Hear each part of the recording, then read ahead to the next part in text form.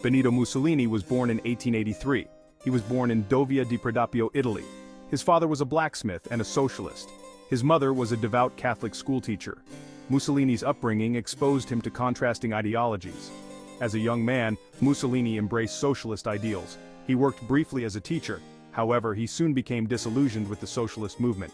Mussolini's socialist leanings eventually gave way to a more nationalistic and authoritarian outlook. He became a vocal critic of Italy's involvement in World War I. This stance led to his expulsion from the Socialist Party.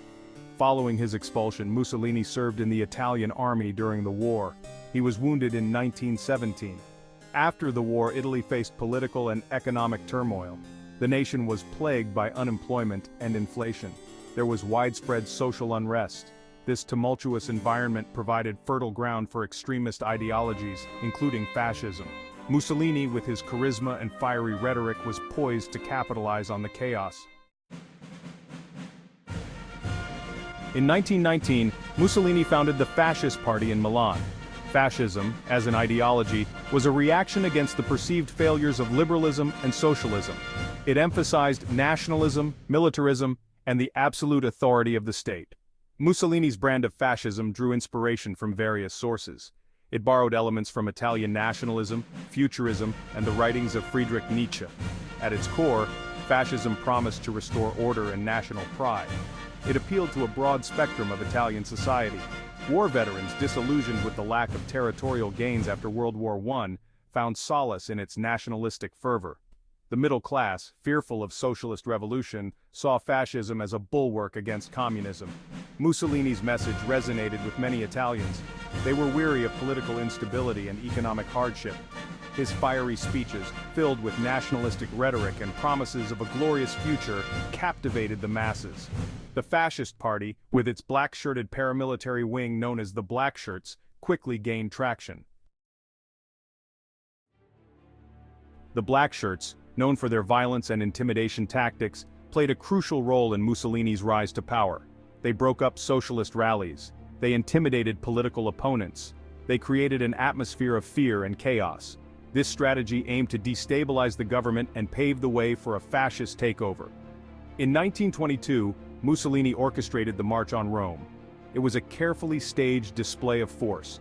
Thousands of blackshirts marched on the capital, demanding the government hand over power to Mussolini. King Victor Emmanuel III, fearing a civil war, capitulated to Mussolini's demands. He appointed Mussolini as prime minister.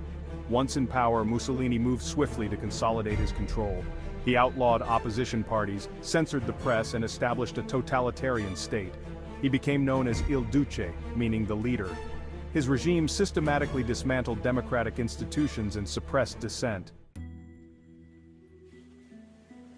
Section 4. Italy at War. Mussolini, driven by his imperial ambitions, led Italy into World War II in 1940. He allied himself with Adolf Hitler's Nazi Germany, believing in a swift Axis victory. However, Italy's military performance in the war proved disastrous. The Italian army was ill-prepared for a modern conflict. They suffered humiliating defeats in North Africa and Greece. As the war dragged on and Italian casualties mounted, public support for Mussolini dwindled. The Allied invasion of Sicily in 1943 marked a turning point. The king, sensing the impending collapse of the fascist regime, had Mussolini arrested. He was placed under house arrest. Section 5. The Fall of Mussolini. The fall of Mussolini was as dramatic as his rise to power. After his arrest, he was rescued by German commandos in a daring raid. He was installed as the head of a puppet state in northern Italy, but his power was gone. He was a shadow of his former self. In April 1945, with Allied forces closing in, Mussolini and his mistress, Claretta Petacci, attempted to flee to Switzerland. They were captured by Italian partisans near Lake Como. On April 28, 1945, Mussolini and Petacci were executed by firing squad. Their bodies were taken to Milan and hung upside down in a public square. Section 6. Mussolini's Legacy. Benito Mussolini's legacy is a complex one. He is remembered as a dictator who destroyed democracy in Italy and led his country into a disastrous war.